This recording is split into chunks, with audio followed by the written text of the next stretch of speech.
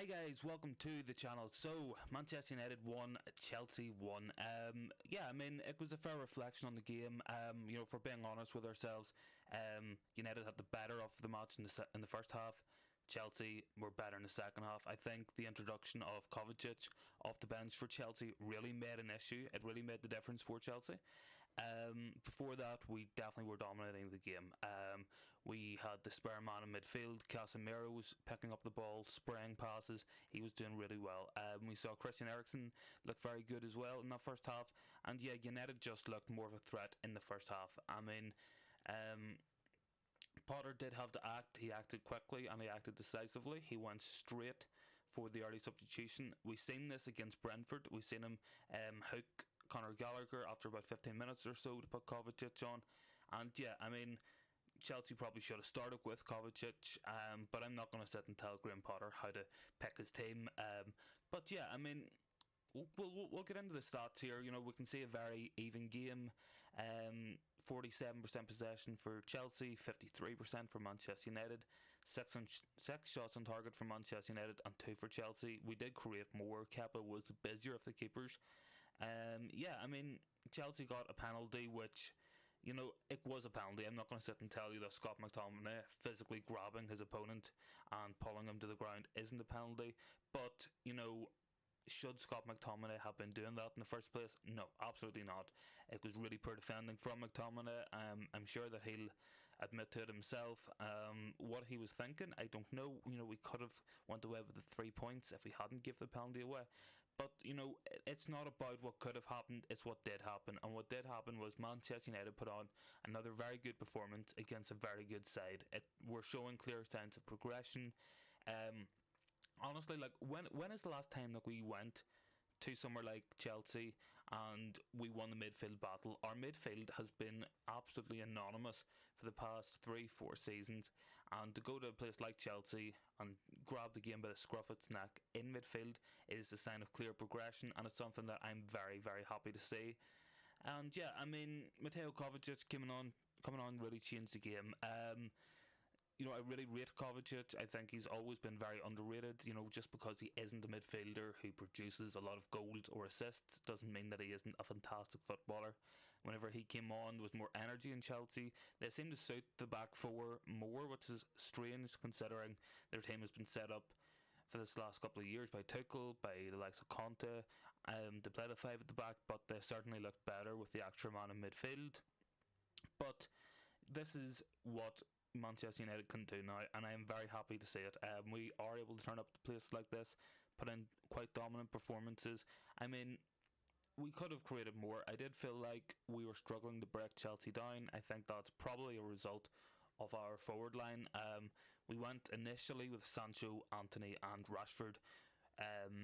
None of those players are what I would call great chance creators.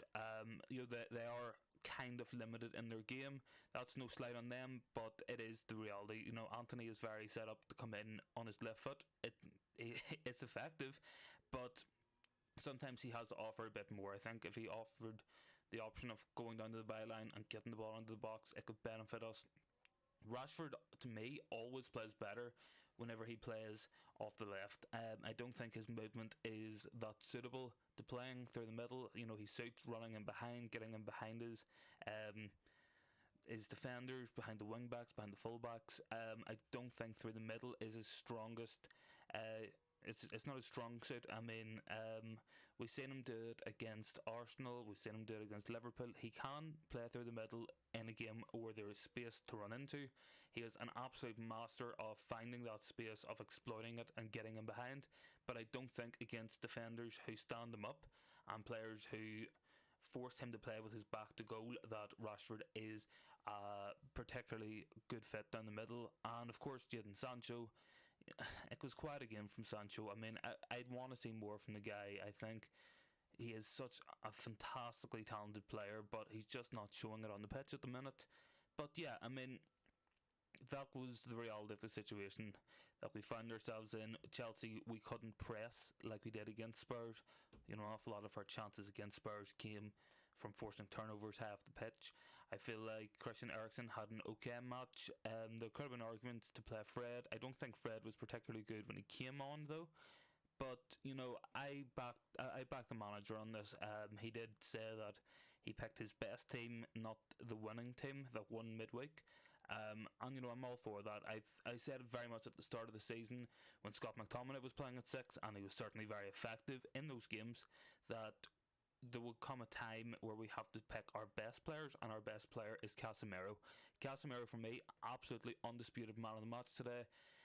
Broke up play so well, and what I love seeing from the guy, and it's something we didn't see a lot of him doing at Real Madrid because of the fact he played with Kroos and Modric, is his ability on the ball. Casemiro has a great passing range, and it always seems to be accurate. I mean, I was watching the game, and I kind of felt like Casemiro had the ability to pick out men that we didn't have, that other people weren't picking out, and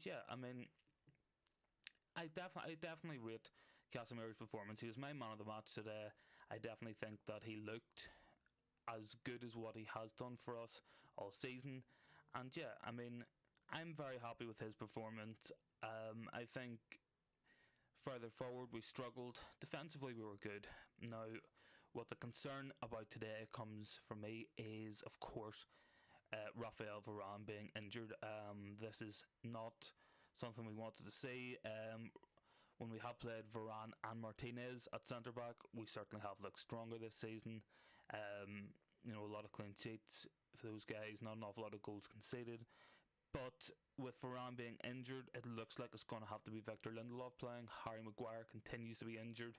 His suitability for Ten Hag's system is still under question. But when it comes down to it, Lindelof is quite a good backup. I feel like he's a decent enough backup for Raphael Varane, but he isn't good enough, in my opinion, to be the first choice. And the sooner we get Varane back, the better. I certainly think, in terms of our backline, that Luke Shaw had a very good match today. He had an effort quite early on that went wide. Could have found that bottom corner. Dalot was positive again as well. I have been accused on TikTok of not rating Dalot, but I think he was very good today. Certainly for me, Casemiro was the best performer on the pitch today. It was a bit frustrating watching things not click going forward. That will, of course, give further credence to the Ronaldo inners, the Ronaldo has to play squad.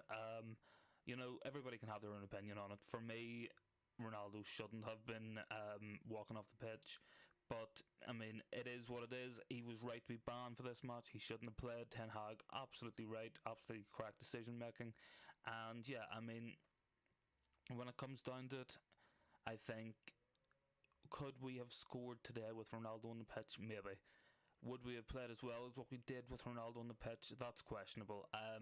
Stats-wise, would certainly suggest that we are picking up more points per game. We are also pressing more, covering more distance per game. What is frustrating, and anybody who's watched United this season will be able to see it, would be that whenever Ronaldo does play, we don't create enough chances. And when Ronaldo comes off, we create chances and there's nobody there to finish them.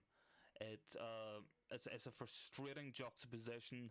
It is something that we need to address. I think Martial, could certainly address this if he came back into fitness.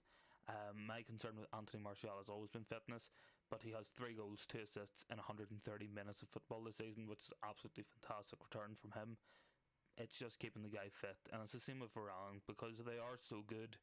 And what we have to be honest with ourselves is one of the most important abilities a footballer can have is availability. And should they not be available to play, then we have an issue. We have a problem there, and that's something that we need to address, and that's something that needs to be corrected, and that is something that we need to strengthen. I don't think we have great availability at the club. We've seen a lot of our players out injured this season. Christian Eriksen's been injured, as well as Anthony Martial, Raphael Varane, Luke Shaw, Harry Maguire, Brandon Williams. This is so much injuries we're picking up in a relatively short period of time that it is concerning. It is a worry. But yeah, what can we really do at the minute? All we can do is what we are doing. It's continuing to play well. It's continuing to strengthen week on week. We are seeing a greater adoption of Erik Ten Hag's philosophy at United, which is very good to see. And yeah, when it comes down to it, I think a lot of what we need at the club is greater availability, and that is why, controversially, I think a centre back is a key signing for us. Varane is great, but when he isn't fit, which is more often than we want, which is more often than we would like, we have a real drop off in quality. We're going from Rafael Varane and we are going to Victor Lindelof. So if we can improve availability and bring in a strengthening through more players, you look at Manchester City. Manchester City today, right, had Akanji, Nathan Ake, Ruben Diaz, Emerick Laporte and John Stones as centre back options. They only played 2 centre backs, and yet they had those 5 options. Now Akanji played right back, but he could have filled in very easily at centre back if required, and it's something that we don't have, is that level of availability. We've seen it as well with Arsenal. Tomiyasu can play there, Ben White can play there, Gabriel can play there, Holding can play there, Saliba of course can play there. We are lacking depth in important areas. Right back's another one. Diogo Dalot has been good this season, but he's under threat of being burnt out. And the way it is that Diogo Dalot will end up playing against Sheriff on Thursday night because there is nobody else to play. With Wan-Bissaka's injury, with Brandon Williams' injury, and with Ethan Laird being shipped out, we have a lack of right back options. We can see how effective it is to have options in full back. We're looking at left back. We see Tyrell Malacia, we see Luke Shaw competing there. Alex Telles is still a Manchester United player. He is on loan. But we've got depth at left back, which is good. Centre back, we don't have it. At right back, we don't have it. In midfield, we definitely don't have it. We have Christian Eriksen and Bruno Fernandes playing all the time. So I do fear that our performances will drop off should we inadequately fail to rotate the squad. And yeah, we've seen it today. I think that when we're bringing the likes of Anthony Elanga on to play up front, bringing Fred on for Jadon Sancho, it shows us where we need to strengthen. We need to strengthen the core of our team, and we need to strengthen our squad options. A lot of what we struggle with at the minute is a lack of options who can positively affect the game. We definitely haven't had that this season. Our substitutions have been fairly limited. But yeah, with greater strengthening, of course, I'm sure that we can continue to compete. Like Chelsea went today. Chelsea lined up with Ruben Loftus-Cheek and Mason Mount and Jorginho as midfield options. They also had Conor Gallagher on the bench. They had Mateo Kovacic on the bench. And yeah, there's options there. And for us to progress as a team, we need more options. We need more players to come on. And we need more positive substitutions who can influence the game for us. Fred, Anthony Elanga, Scott McTominay, they typically don't influence the game in a positive sense when they come on. They're good players to bring on if we're trying to hold on to a lead, but of course that's not the case today. Today we wanted to chase something. Today we wanted to try and force the issue a bit more and try to create a few more chances, and unfortunately we didn't have that. It was very much a case of like for like position wise with a drop off in quality. Anthony Elanga is not as good as Marcus Rashford. He's not as good as Jadon Sancho, regardless of form. Of course, Scott McTominay came on. He's not at the level of Casemiro, as we can clearly see today. What it will come down to, I think, for us, what's going to hold us back this season is our lack of options to rotate. We've quite a lot of young players on the bench as well. I understand why Erik Ten Hag didn't put them on the pitch. I completely understand that coming on for your first real high amount of minutes, if you are the likes of Zidane Iqbal or Facundo Palestri, and doing that at Stamford Bridge is a very hard task. If they play midweek against Sheriff, I think that's a more positive thing. I think that's something we can benefit from. But realistically, what we need is further strengthening of the squad. So yeah, just getting back to today's match. Of course, one of the big issues that we saw today was our lack of chance creation. Quite often we had the ball on the edge of the box. I'm sure whenever the heat maps and the touch maps for this game come out, that a lot of it will be centred around Chelsea's 18-yard box and a little bit further back. These are areas in the first half especially where we held possession very well. We failed to cut through Chelsea's defence, certainly to the level that we cut through Spurs, but Chelsea are a better team than Spurs. They play out from the back better. They have more technical ability amongst their defence, and that made it a lot easier to press Spurs. But what I think we could have done better certainly would have been just chance creation, and I did feel like we kind of forced the issue quite a bit. There was a bit of frustration creeping in. Anthony, of course, got booked. Bruno Fernandes was throwing his arms around. But yeah, I mean, it's a positive result. We can see from the league table that it leaves us in a better position as well.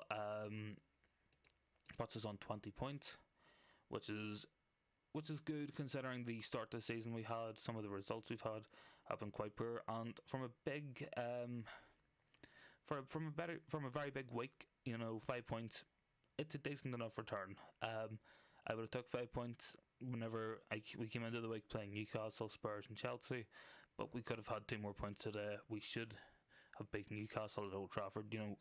Realistically, we could have won all those matches. It's a shame we didn't, but it is what it is. Form wise, we play West Ham next in the Premier League. It'll be another tough match. West Ham starting to get a bit better looking under David Moyes this season, and following that we play Aston Villa, who will be enjoying a new manager bounce, I'm sure, after Steven Gerrard was sacked. And then our final Premier League match before the break for the World Cup is Fulham away, which will be an easier match than what we've had this week. But Fulham are still no pushover this season. They've been very good, very positive. And yeah, I mean, my concern, of course, is Rafael Varane being injured.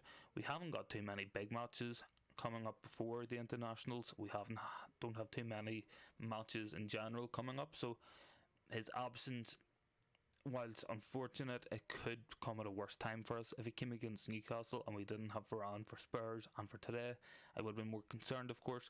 But I'll take, we have to take what we get. Unfortunately, Varane is injury prone. There is a fitness issue with him. He's exceptional when he's on the pitch, but he's just not on enough. And yeah, I think a decision will have to be made at the end of the season, whether we continue to put faith in Varane's fitness, or if we look to sign another centre back to compete, cover, and maybe try to replace Varane in the starting lineup, which will be hard, because I mean, when you bring a player in, you want them to be a clear upgrade on what you have. It certainly could be argued that Varane has been one of the best centre backs in Europe this season, the way he's played. But as I said before, the best ability for a footballer is availability. If you're available and you're able to play, then that is crucial, and it's something that we haven't had with Varane. Yeah, I mean, frustrating match, a bit disappointing to give the penalty away. I love the fighting spirit, and I love how hard we fought for every ball after that goal, and it definitely gives positive signs that there's a spirit building in the team, that the team are working for each other, that they're fighting for each other. And yeah, I mean, it's positive, it's looking good. Whenever we look at our last run of results, of course, the issue that sticks out most to me is goal scoring. Simply put, 1 goal against Ammonia, held to a drawless, scoreless draw against Newcastle, only scored 1 today, scored 2 out of many chances against Spurs. there is a lack of goal scoring edge. We are still a little bit toothless despite our domination of the ball in matches, but that's something that we're going to have to address. Clearly, it will require a new striker, in my opinion. Ronaldo, I don't think, will be here beyond this season. Anthony Martial has shown his best and worst aspects this season with his fitness and his performances on the pitch. Performances are great, just can't rely on him for fitness, and that's just what it comes down to with Martial. Yeah, I mean, I did do a video the other day regarding this. We discussed 4 strikers who could potentially come into Manchester United and strengthen the team.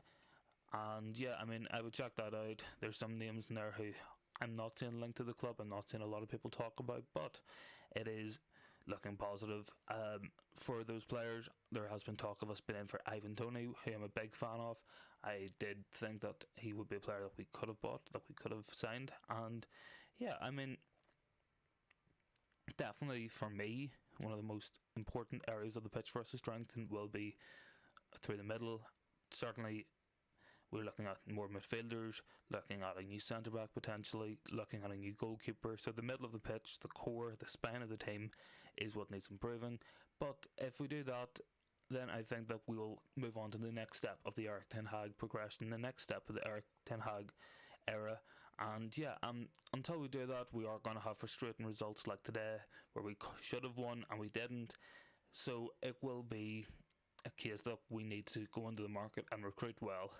So far we've recruited quite well under Ten Hag.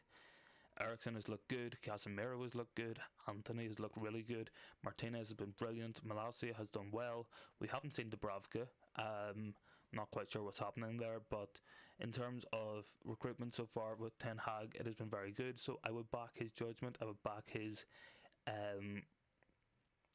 judgment and hope for players. Like we are saying that we're seeing us linked to Cody Gakpo. Cody Gakpo has been great this season. Put up almost as many goals and assists as Erling Haaland, albeit he's doing that in the Dutch league, but it's still something that isn't to be sniffed at. He's definitely playing very, very well. Cody Gakpo will be a great shout for us. Worth keeping an eye on him whenever Arsenal play PSV in the Europa League again. And yeah, I mean, Cody Gakpo could be a very good forward option for Manchester United. I will do a scouting report on him. I will do an analysis video. And yeah, I think that just about wraps things up here. My voice is going, which you definitely might hear.